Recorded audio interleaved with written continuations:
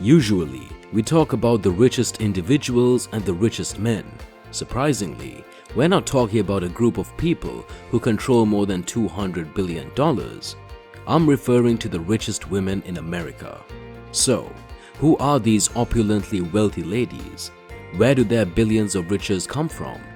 So, in solidarity with female bosses and boss ladies in the United States, we'll be looking at the top 5 richest women in the United States. So without further ado, let's get right into it. Number 5. Miriam Adelson. Net worth $27.3 billion. At number 5, we have the richest Israeli and the world's 53rd richest person.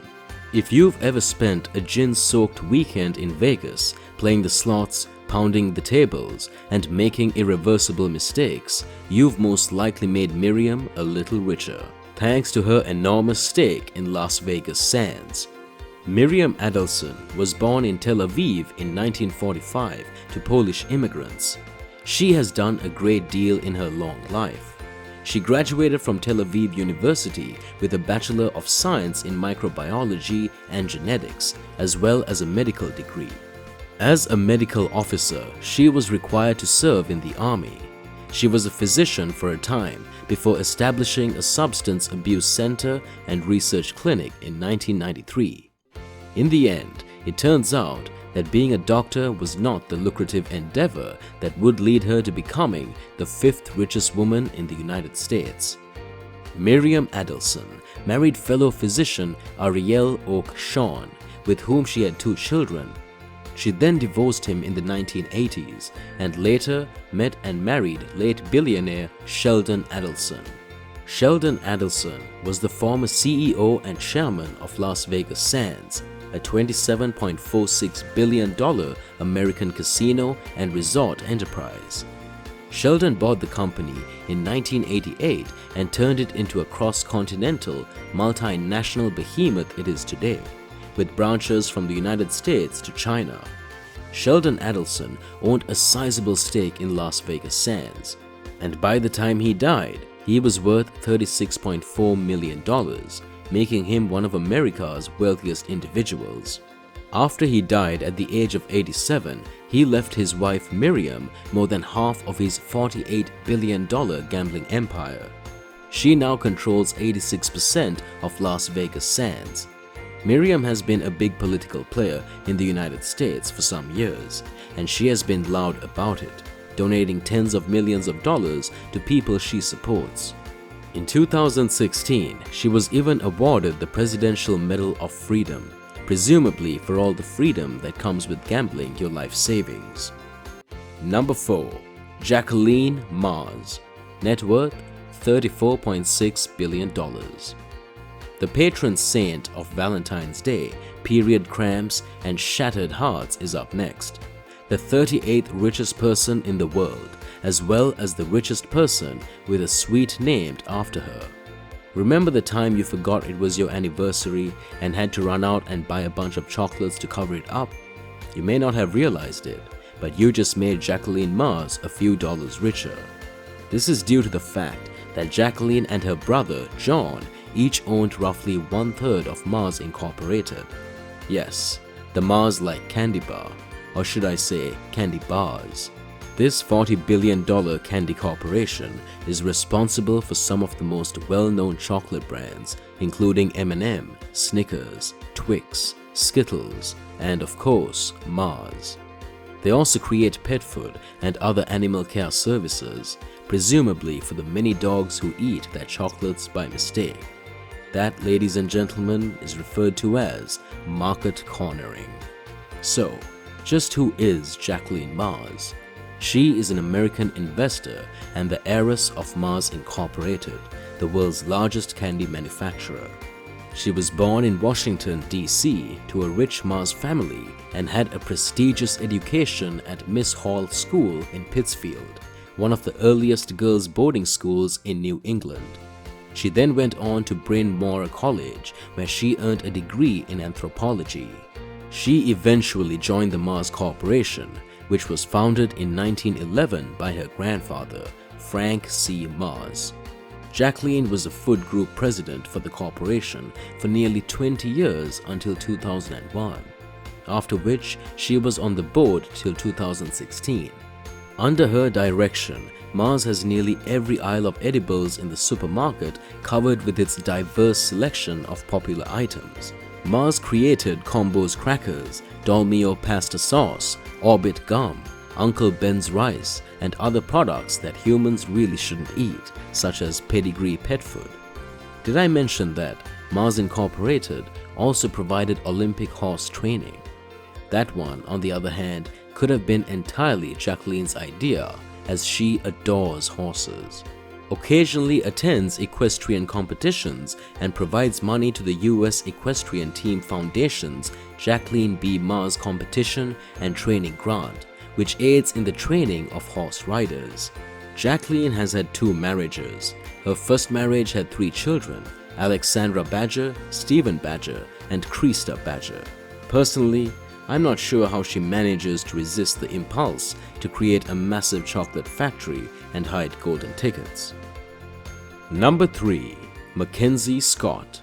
Net worth $46.2 billion. Mackenzie Scott, formerly known as Mackenzie Bezos, is the world's 29th richest billionaire.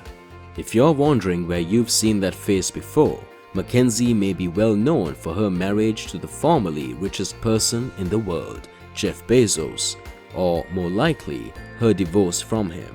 But she has led a fascinating life. She was born in 1970 in California and was bitten by the literally bug at a young age.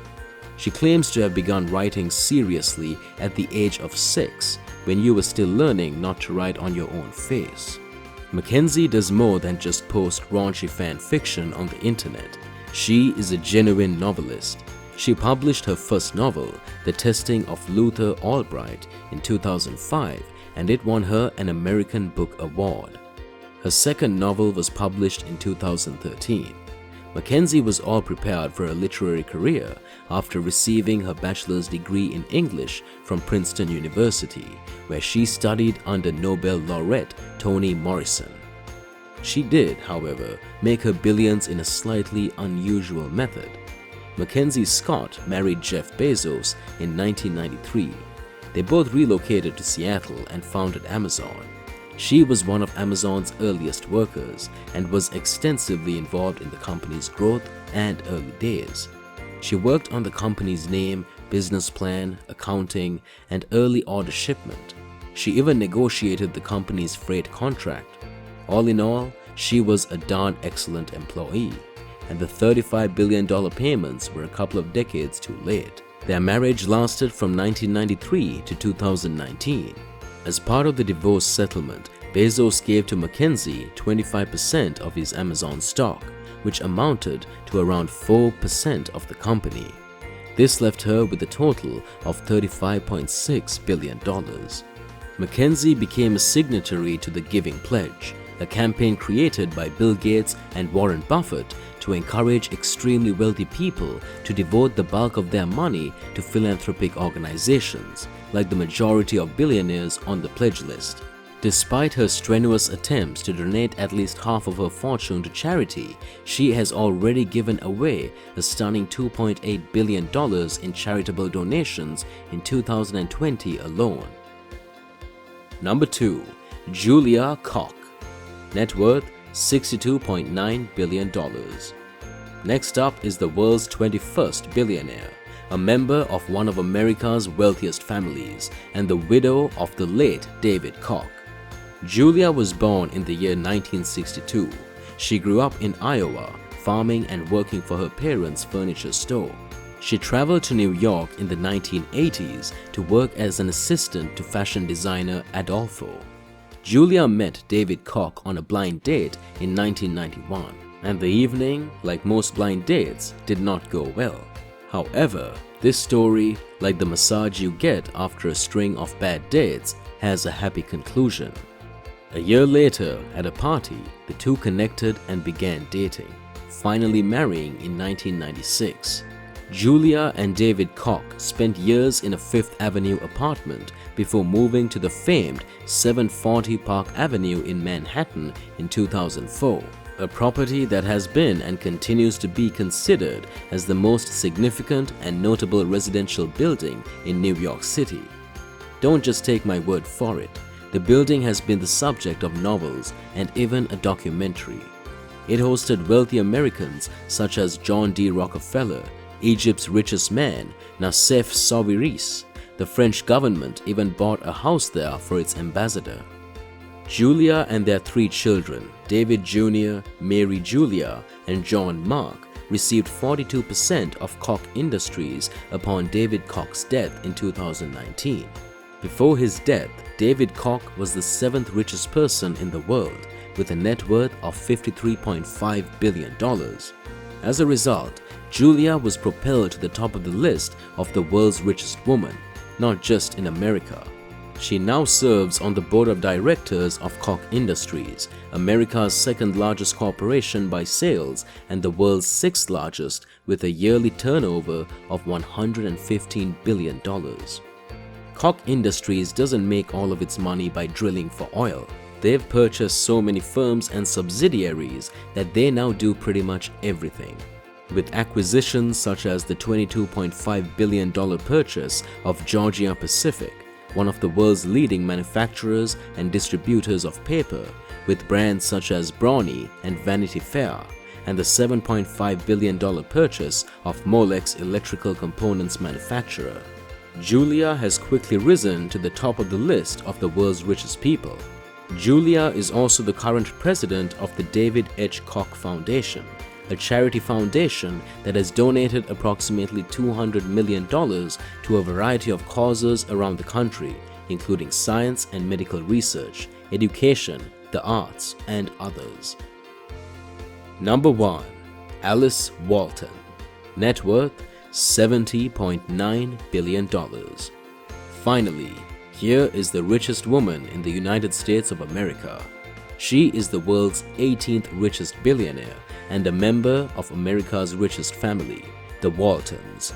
Alice was born in 1949 in Newport, Arkansas, and was raised by her father, Sam Walton, along with her 3 brothers, Rob, John, and Jim. Her father created Walmart in 1962, and it has since grown to become the world's largest corporation, with a revenue of more than $540 billion. As you may expect, being the heiress of Walmart's founder can be pretty lucrative. In fact, the Walton family as a whole is quite valuable. To be precise, $213.2 billion in lovely pennies.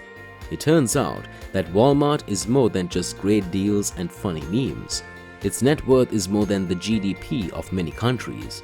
Walmart operates 11,500 stores in 27 countries across the world, and it employs roughly 2.3 million people and serves approximately 230 million consumers each week, with Alice Walton owning and controlling a substantial portion of that retail empire.